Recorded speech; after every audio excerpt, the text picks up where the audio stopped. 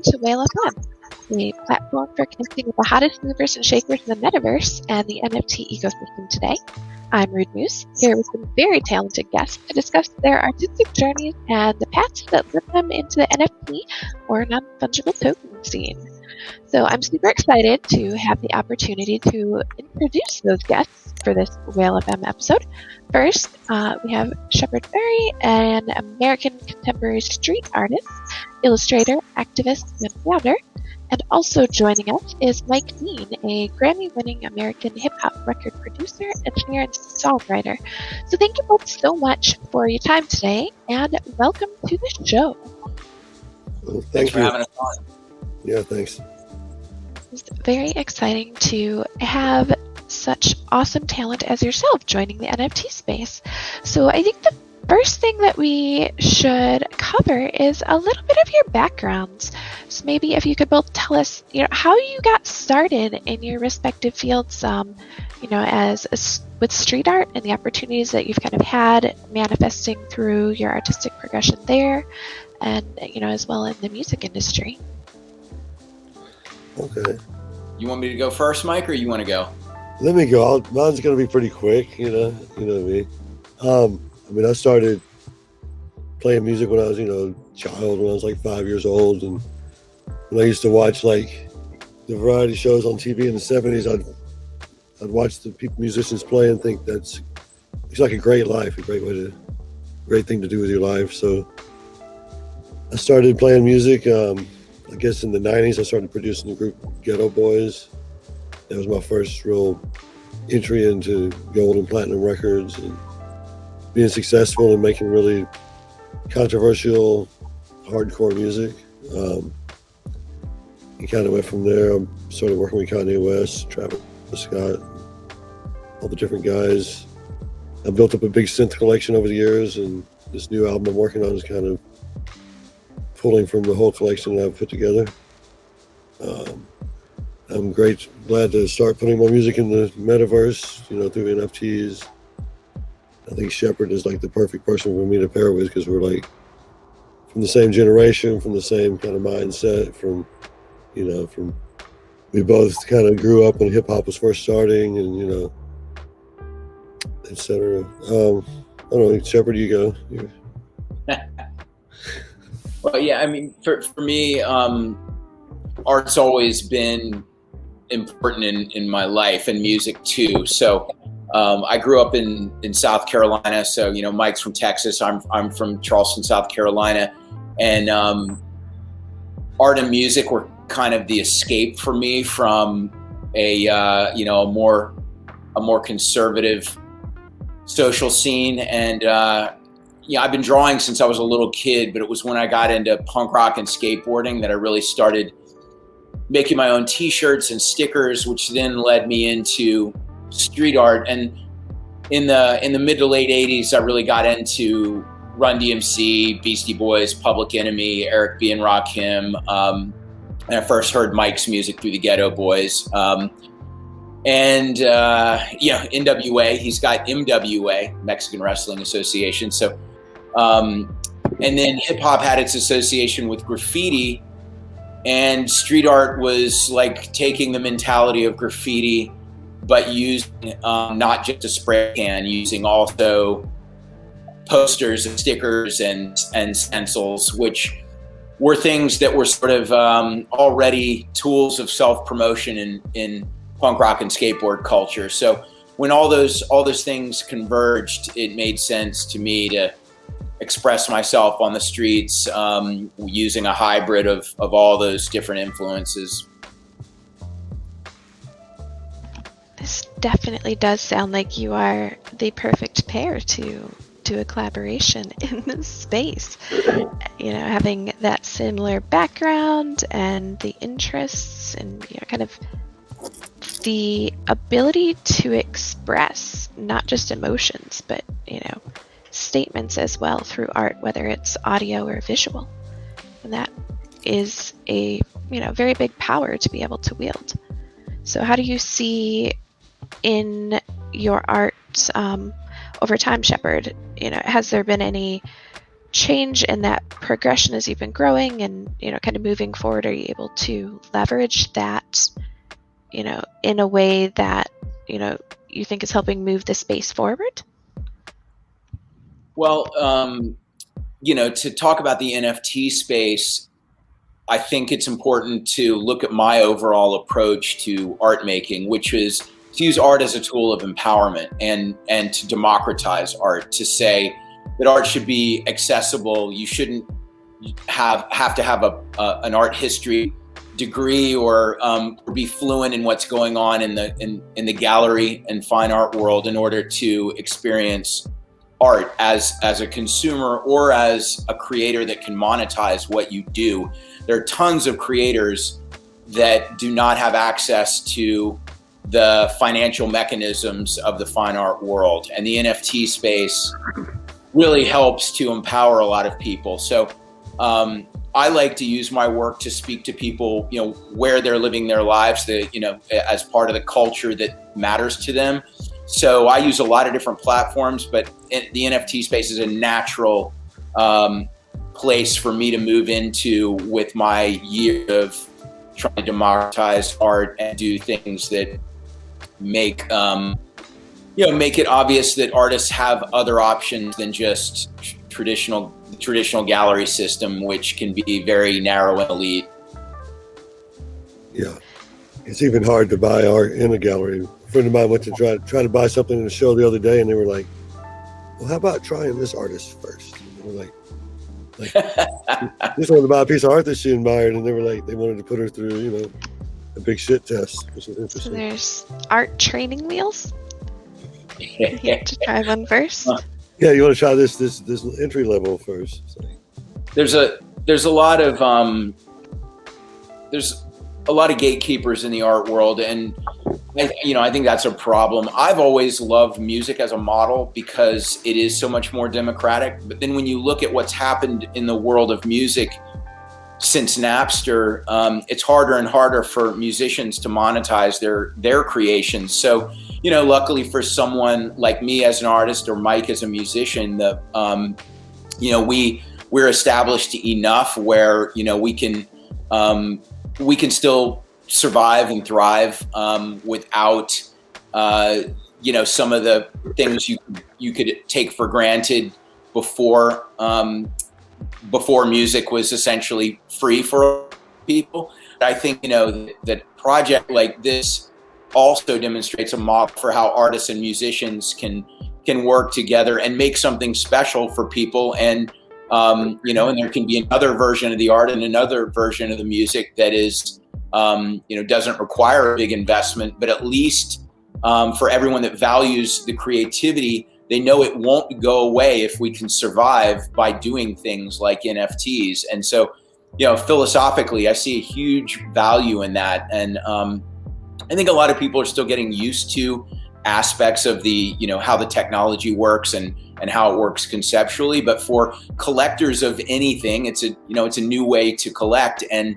to support artists and musicians and allow them to thrive in a way that the world gets to benefit from what they create. That's exciting.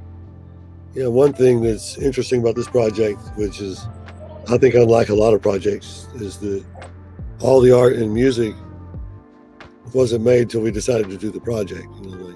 I wanted to do an album, and I met Shepard through a friend of ours, Larry Warsh, and the art and all the music was created after our meeting like a month ago, right?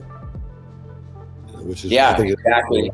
I mean, Mike shared his 420 album from last year, and I loved it because, one, I like the work he does on other artists' things, but it was finally an opportunity to see, him controlling the entire process, and there was connections to a lot of things that I've loved historically, from craft work to Carpenter to Philip Glass, and yet it sounds like Mike Dean, but it's a really, and then it conjured a lot of things for me. It was the music was very evocative for me. So when I explained to him what his music was conjuring, and he told me some of the pieces of my art that he liked, it fell into place really organically to work on the visuals and and then eventually some of the animated elements. Yeah. So that's really interesting because, as you mentioned, Mike, like these, unlike traditionally, these didn't exist until you decided to work on the project. And that, sounds like we're almost entering perhaps a new paradigm where you're able to create because, you're inspired, not as much because, it's already existing and you need to improve upon it, which is interesting because now you're able to also have these collaborations that you think without the crypto space, would that have happened? That's true. It probably wouldn't have, actually. Interesting. Yeah, I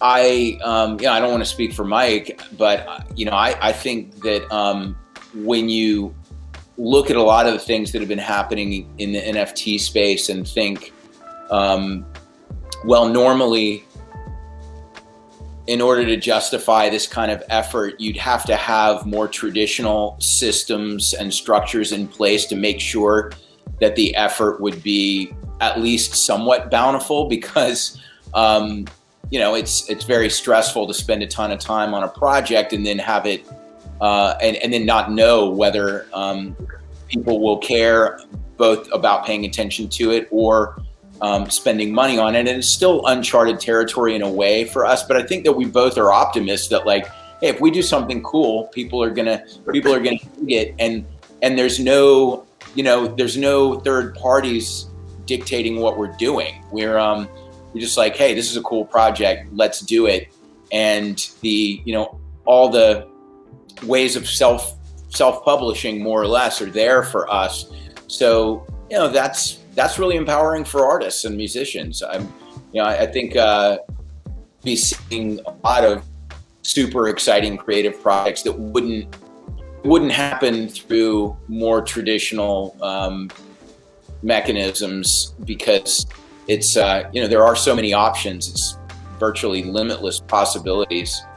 It's kind of like the anti-record label, anti-gallery,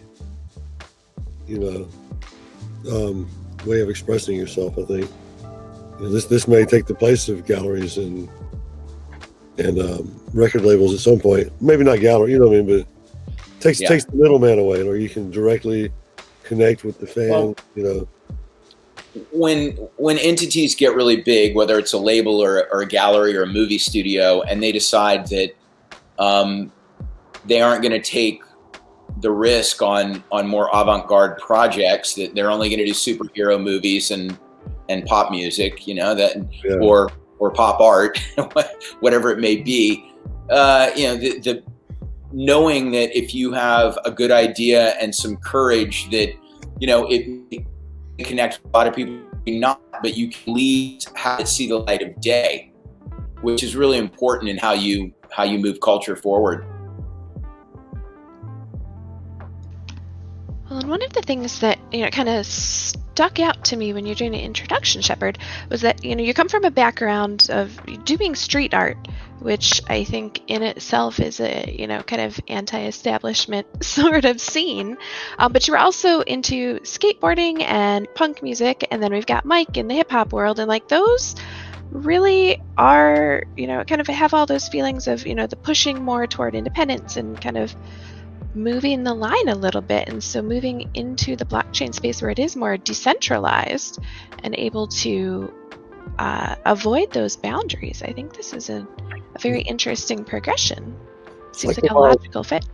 Yeah, it's like the Wild West, kind of right now, NFT world. Uncharted, territory.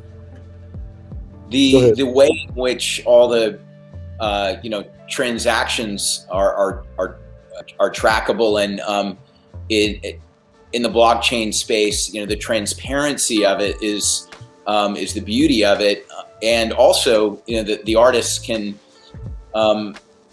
get residuals from their creations.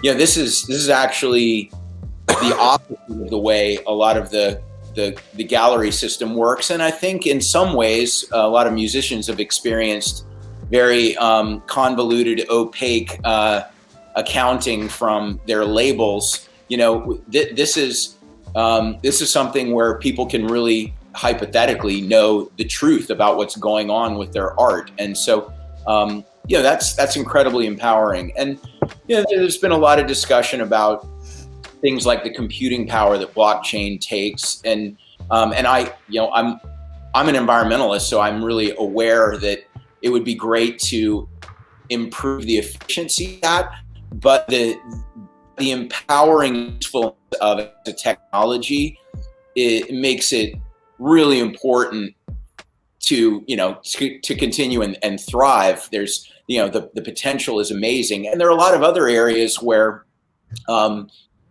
being more efficient with energy, you know, could be happening. So, you know, I'd love to, instead of people saying, hey, you know, NFTs might have an ecological impact, I'd rather people say blockchain has a huge upside, so do NFTs. Let's look at all the different ways we can make it all as efficient as possible, as well as every other energy source as efficient and renewable as possible. So yeah, I mean, I just look at the upside of it as so valuable that that for creators who have something that's innovative with merit to present, and where that can go for them, and to also create a model for other people to empower themselves. I think that definitely has a lot of importance, especially, you know, kind of the scene today, given the concerns and the trade-offs. But with any sort of new progress, there's always going to be those trade-offs, and that's something that I think we've seen over time, and probably, you know, in both of your careers as you've, you know, evolved in the process. You know, there inevitably have been some, you know, technologies that have advanced, and, you know, kind of the positives and negatives of those. Like, Mike, what have you seen? Just because you've been in the music industry for, you know, a bit now and gone through quite a few different phases. So, you know, are there any parallels here? Or? Yeah, so formats change, which people thought would revolutionize the industry. You know, like, I watched albums turn into CDs. I watched CDs turn into MP3s on Napster. Then we see them turn into downloads on Apple, to turn into streaming, which is, every time that happens, everybody screams the sky is falling. But somehow, I guess the law catches up with this, you know, the thing. You still monetize everything. I really like the NFT stuff, just because you're totally in control of your product, like from start to finish, to uploading it on the internet, and there's no one else that can touch it or can mess it up, or just, which I'm a real micromanager, so that helps me a lot. Yeah. Definitely having that control is a very exciting thing. And in your experience, like, because this is a really awesome collaboration between the two of you, because we've got, you know, the music, and then we've got the visual, and, you know, combining those art. How has that collaboration, say, differed from working in the music industry and some of the collaborations you've done there? It's been a lot smoother, actually. You know, well, I mean, between me and Shepard, everything's been really just like very liquid and very, very fluid. You know, like, I think all the moving parts have been kind of a bitch. You know, but as far as me and Shepard, we've been communicating, just creating really well. You know, but just since NFTs is kind of a new platform, both of our teams have all been researching the best way to do this, do that, and, you know, make sure that we're protected from fakes, from bootlegs. You know, there's bootlegs now. Like Amanda was telling me how people are taking your prints and minting pictures of them now. You know, and that stuff has to be addressed at some point. Yeah, that's true. But, you know, whether it's in the digital realm or the physical realm, people make bootlegs of my prints. True. And sell physical ones too. And I think that just comes with anything that's got a cultural resonance, and somebody thinks they can capitalize on that financially. But I don't know. Well, right. I'd much rather spend my time making stuff than policing old stuff. And at least with blockchain technology, the authentic NFT is indisputable. So that's a really great thing. And as far as the collaboration with Mike has gone, I've worked with lots of musicians doing album covers and video projects, but this is unique in that I got to actually hear the music, a lot of it as it was being made. Mike was sharing things with me, and then I'm showing him multiple concepts of things I'm doing, and we have a very healthy rapport. Because I'm not just a street artist or a fine artist. I spent a lot of years surviving by working as a graphic designer. I'm very used to figuring out how to make sure that I'm happy with a creative result and who I'm partnering with is happy with the creative result. And so I don't look at that as, a negative. I look at it as there's potentially an unexpected byproduct that would be different from what either of us would do on our own, that's more exciting in the end. So like every time Shepard would send me the art, it would just fire me up to go make some more music. It's like once we got and vice versa. I mean, when he sent me Cryptosonic, and I was thinking about how it was going to work to animate the art piece. It's a musical journey through the song, and sort of a tension increases as the song progresses, and sort of to try to capture that in the motion was really, really fun, and moves that I wouldn't probably have made without the music. So it's a result that I think is very, very much dependent on our two personalities coming together. I think one thing the NFT world brought out is that, like if you would have done the art with me just for an album cover, it would always be a flat 2D image, It's still 2D, but half the fun was seeing it get animated to match with the music, That was really awesome to me. And that would never happen if you were just doing an album cover project, And yet it can also serve as a traditional album cover. So the increased dimension that we have here is great. I just had an idea. Have you been seeing on iTunes and Spotify that album covers now have a short, like a GIF? So we might have to make the album cover move or something. Make it move online. Yeah, for sure. Oh, Tommy's like, no. There's so much potential here, though, which is fabulous. Being able to take what you would, normally create on your own, and then really expand that, and kind of test new boundaries. And with that, as you're both moving into the crypto space, you respectively have your fan bases, and they've kind of kept up on, the music and the art as you're going along. So do either or both of you have plans for how you're going to be integrating those current fan bases into this next step in the process? Well, I mean, I'm trying to poach as many of Mike's fans as I can. I mean, I'm not nearly that cutthroat. I'm a generous spirit. I look at it like, if we're cross-pollinating our audiences, I think that there's a lot of natural overlap anyway. But the possibility for people that might not know Mike's work or know it in a sophisticated way, because for sure they know some Kanye and some Travis Scott, but to understand, what the DNA of that sound, where that came from.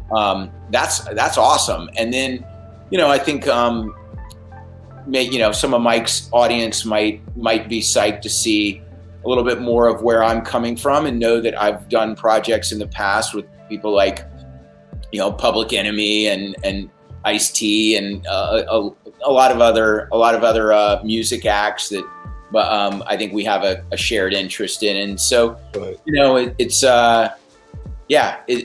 It's cool to figure out something new, and then also the sort of connections that were seriously, like, millimeters outside of your peripheral vision, that you're like, now I see the bigger picture of how these things fit together.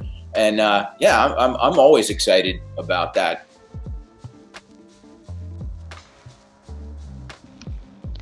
And for the traditional fans, I know that for, like music, you do shows or you produce albums and you get them out there, and you've got people who are, really connecting emotionally with the products that you're creating, or even with visual art. People have emotional connections with that, but then, have the fandom to want to connect with the creators. So moving into NFTs, how do you see the NFT space kind of helping facilitate or even enhance that experience of the collectors and the fans connecting with your product?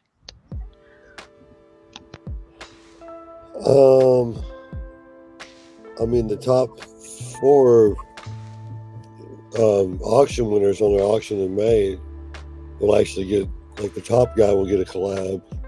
The next 3 will get a hang out in the studio, listen to music, smoke a joint if you smoke weed. Also, they're going to be getting physical art from Shepard, which is interesting. Which is, I think the bottom number 2, 3, and 4 will get a 12 by 12 traditional album cover, and the number 1 will get a 24 by 24. He's been working on for a while. Actually, tomorrow we're shooting. We're getting together. I'm going to take some synths over to Shepard's studio and try to write some music for the number 1 winning NFT while he makes it. Which is going to I'll be painting. And what I think is really cool about this space is that people who are fans of ours, that they might say, oh yeah, I dig Shepard's art, I dig Mike's music, but the combination is something that I hadn't even expected would happen, and it's really special. And the idea of owning, whether it's part of the open edition or the more premium auction pieces, I think that seeing how it creates a conversation for collectors and fans, and how people watch the process really closely is super exciting. Sometimes I think that when a new album comes out, or I put up a new piece of art on my Instagram, there isn't that same sense of community that's experiencing it simultaneously. And that's one of the things that I've seen with NFT drops. My wife and I were listening in yesterday during the Paris Hilton and Blake Catherine drop, and just hearing people talk about it and their level of excitement was really cool. And it's a really beautiful piece that Blake Catherine made, but as much as I was impressed by the aesthetics and the motion of the piece, it was the energy around the drop itself that I thought captures the essence of what's exciting about art. People feeling a connection to the art, and then a relationship to each other in their mutual love of what's been created. So especially during pandemic time, it's one of the rare zones where you're getting that same sense of community. That community is definitely something that I've seen being in the crypto space over the last year that has been really important, because more than the art or the project themselves, people are finding success by building community, and that's a really interesting thing. So with that, there have been platforms like Clubhouse that have really added fuel to the mainstream adoption of NFTs in the space. Have either of you guys been in Clubhouse or other similar platforms? Yeah, I spent so much time in Clubhouse when I first started learning about NFTs, just to research and figure out what's what, who's who, like what are the capabilities. That's where I kind of like, it was my NFT university was on Clubhouse. Yeah, I've listened into lots of them and participated in a couple of them. Sometimes I think it's important for me to listen and learn, and let the authorities speak. But I feel like I'm getting more and more educated about all of this, and it suits my philosophy perfectly. So there hasn't been a lot of disruptive technology in the art space super recently. Of course, things like Instagram, which are not new anymore, did empower a lot of artists to be able to work outside the gallery system. But this is sort of the newest revolutionary space. Yeah, agreed. It's like the new SoundCloud for musicians, right. I think, kind of. But less ephemeral. It's staying.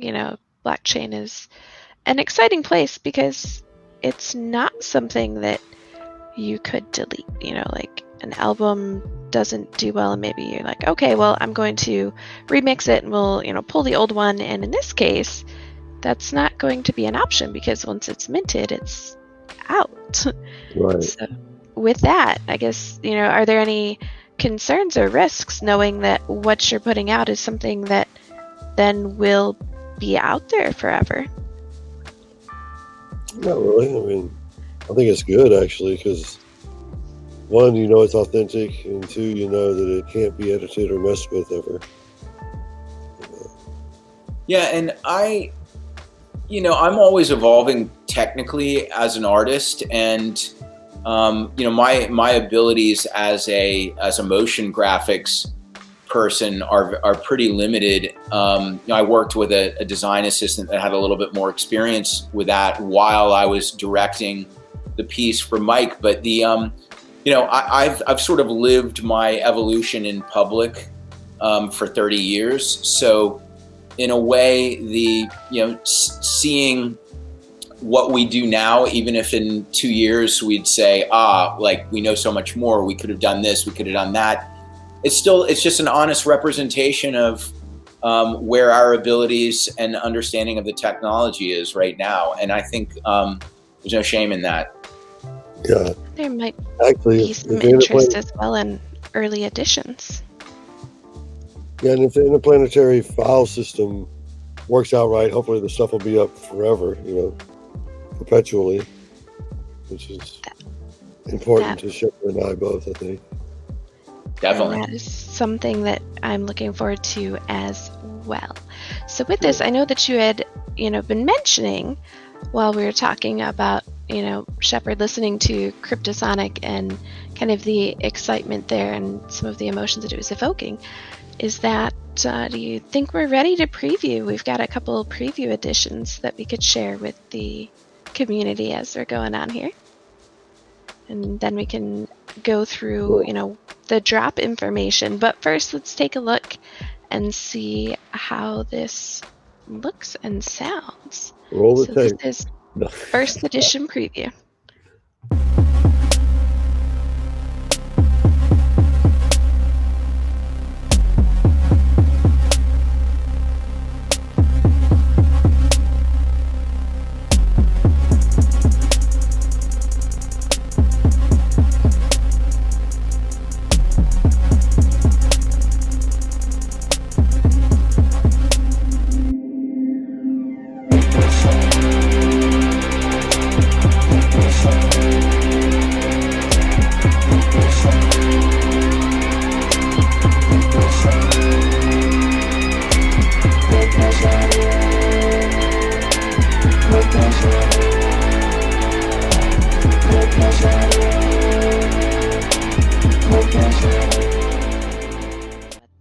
is really exciting watching the audio and hearing the music and how those are, kind of forming the holistic experience, which is an interesting thing for sure. And with these, because you have multiple editions, what are the details for the drop or the expectations? How are these going to come out? I mean, it's going to be the second and third editions are different colorways. Yeah, so the video we just saw, that's the only one that actually has motion with that edition, and then there's 2 alternate colorways. But if you see if you see the motion bit, you can see that there's a nod to the other 2 colorways within there. So it's all a grouping, but the unique colorways are don't have motion, but that's the only time you're going to see that exact thing. You couldn't freeze a frame of the animation and get either of the alternates. And I think it just comes down to what people dig, whether they prefer the motion or whether they prefer the still, which colorways they want. But for me, when I'm working traditionally, to do 3 different colorways of a screen print I make is that requires a lot of additional resources in terms of screens and printing and in this NFT space, to be able to come up with a lot of different variations and like several and say, hey, well, instead of just settling on one, we like these 3. Mike and I were going back and forth.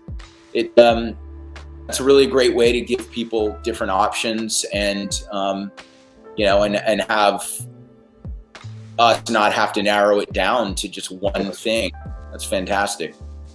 I think the real ones will buy all 3 anyway, the real collectors and stuff. As you should, and then have a full set. So that's exciting. So let's take a peek at the second. Let's take a peek at the second preview to see, now that Shepard's kind of explained the difference between the first and the others and one of our other colorway options, because this is exciting.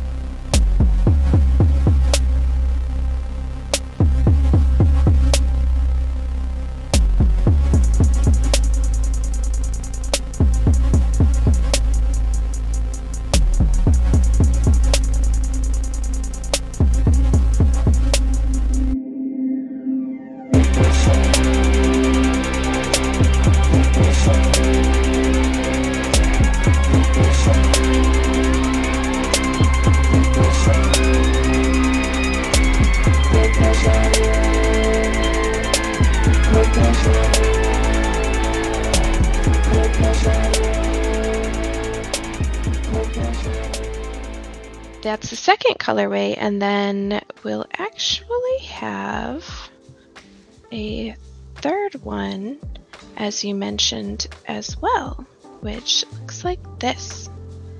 So we've got those 3 options, the first, second, and third. And looking at these, because as you mentioned a bit, Shepard, about being able to, have the freedom to do multiple different colorways without as much, front-end resource required. How did that, I guess, benefit of working in the space influence the concept as you and Mike were working together? And I guess Mike as well, how did you get to this concept here? Well, I was thinking about some of the different things that stood out to me sonically in Mike's work, and especially this song, but the whole 422 collection, and the bass is just phenomenal. So I wanted to have a a speaker. This entire format is a nod to the traditional square LP format with hi-fi and stereo and all those things. But then how to take that's something that's people are familiar with and have a nostalgia for, and then feel like it's very of the moment and for this project. And so, even though most people aren't experiencing their audio from traditional radio anymore, the idea of the radio tower with the sound waves coming out as broadcasting far and wide. I love the idea of music as something that can be very universal and build community, and that you've got one creative source, but that it can impact so many. So all these different things conceptually and visually that I thought tied back to what Mike was about in his music and in his ideas were what I was going for. And knowing that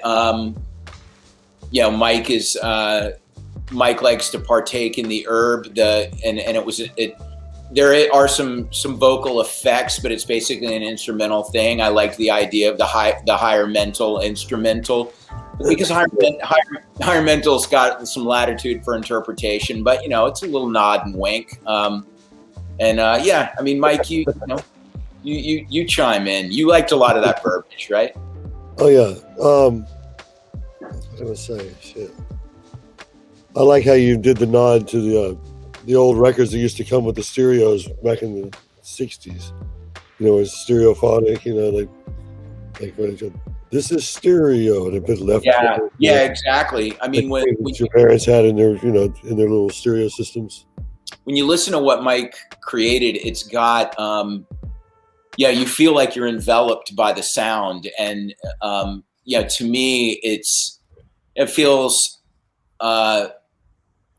like a completely enveloping experience, the way that early stereo records, when people were like, oh my gosh, it feels like the sound is moving around the room. I feel like this is happening in a studio or a symphony hall space, but it's in my living room. I think it's fun to have a nod to the progression of those of those kinds of sonic treatments that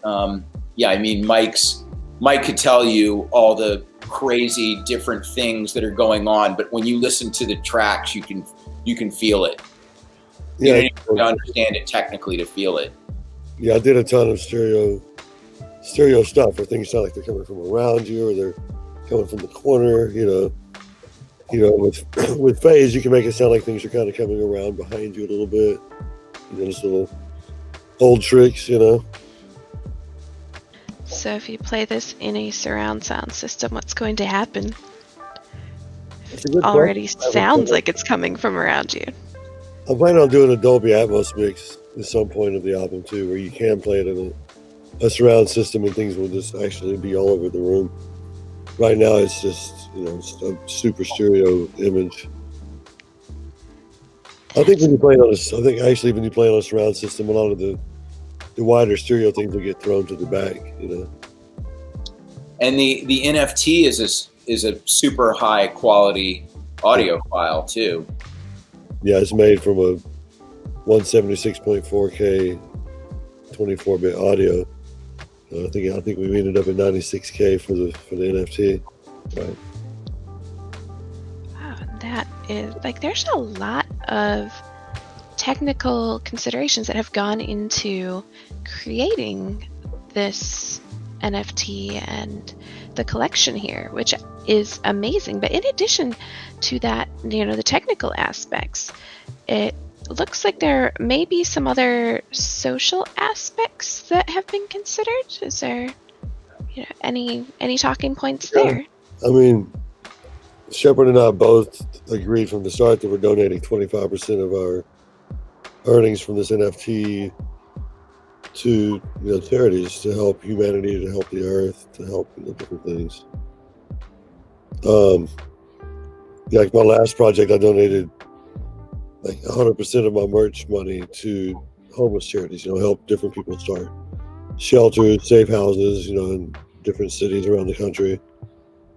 And I know Shepard, he's a big activist and donates a lot to, I think your last thing was to Amnesty International, right? Yeah. My first NFT drop, 25% went to Amnesty International. And, Mike and I have a lot of similar passions about mental health charities and services for the homeless. There's a few places in LA that I work with. So,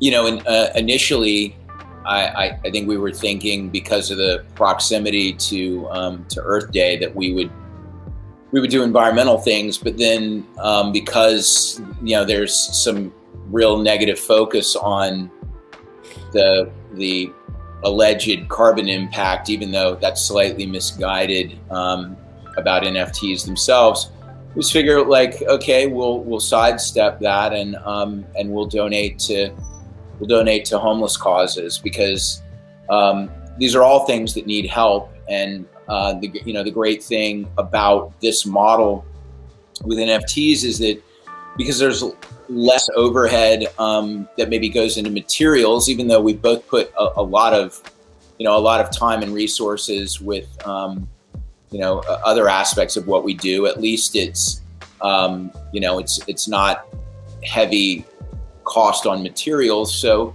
if it does well, it's great, because we'll benefit from it, and there will be room for others to benefit from it. So we hope it does well. I donate from a lot of the projects I do, whether it's physical prints or art shows or auctions for studio visits. It's just part of my model. But we both wanted that to be wrapped up in this. And Mike had done the same thing with the 420 album from last year.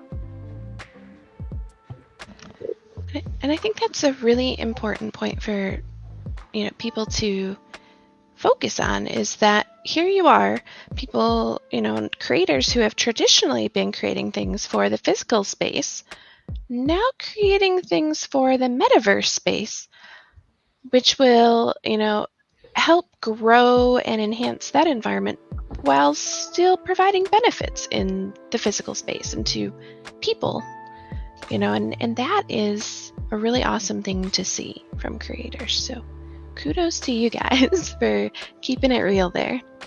Thank you. Well, thanks. I also, the great thing about NFTs is the possibility for residuals.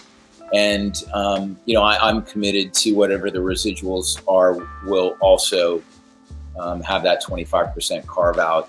And, there's so many traditional forms of media where creators make something, other people speculate on it, and the creators never benefit again, other than that maybe it elevates their profile, but they don't benefit materially. So I also love that about the crypto space, that when things increase in value, there's at least a percentage that goes back to the people that gave them the value in the first place. Yeah, that's one thing that's different from music and art, is that music, we always benefit, whether, at least for the lifetime of the artist plus 50 years. But you guys, if somebody buys your thing, your piece of art for $2,000 and sells it for $200,000, you get zero, which has always been kind of a fuck deal to me, Yeah, I try to take a deep breath and say, I'm lucky to get to make a living as a creative person at all, and not exactly. and not be sour about seeing some of the things that I've sold go for literally 100 times what I originally sold them for. But like you said, it makes you a legend. But yeah, I think that that could benefit me as well as a cause I believe in. That's a really great thing. That's cool, yeah. So that is definitely an exciting thing about the NFT space, and having those contracts that have royalties built in, kind of keeping those protections for the artists, in perpetuity as you're going along. That's one thing we're concerned with, actually, whenever things change to different, hosts or different formats, that whether the royalty stays locked into the NFT, which is I think the technology they're working on now or something. That will definitely be an interesting thing to see, growing in the space and having individuals like yourself who are thinking about those things. I think that will give you, the leverage to be able to explain those concerns and make sure that as the technologies are being developed, your voice is being heard and it's being built in. Yeah, I think the platforms will eventually make agreements between each other, hopefully, benefit everyone in the end. That is... Yeah, it seems like supply and demand would almost surely dictate that, but we'll see. I think there's a lot that's very ideal about the way people are thinking about the technology, both on the creating side and the structural side. So it's, I'm very optimistic. Same thing is like whenever they finally come out with this Ethereum 2.0 that's supposed to be a lot more energy efficient and less gas fees. Hopefully the whole every NFT gets converted to that somehow. I'm sure it will, especially if we talk about it and make people do it. Yeah, that's how change happens. You need people pushing for it. So Yep. That is the important thing, and I really appreciate having both of you come today to sit down and have this chat and talk about your collaboration in the project and kind of your entry into the space. This has been a really valuable experience. I'm a little bit curious, once you get this launch out, and we'll get information about that, but do you have plans for anything in the future as well? Like, is there a next step already, or are you just taking this one and seeing how it goes? Well, we're doing the auction on May 27th, I believe. But beyond that, we've talked. There's no plans, but it was fun doing it, so we'll probably continue, right, Shepard? Yeah, I don't hate you yet, so yeah, it's pretty cool. No, it's been really fun.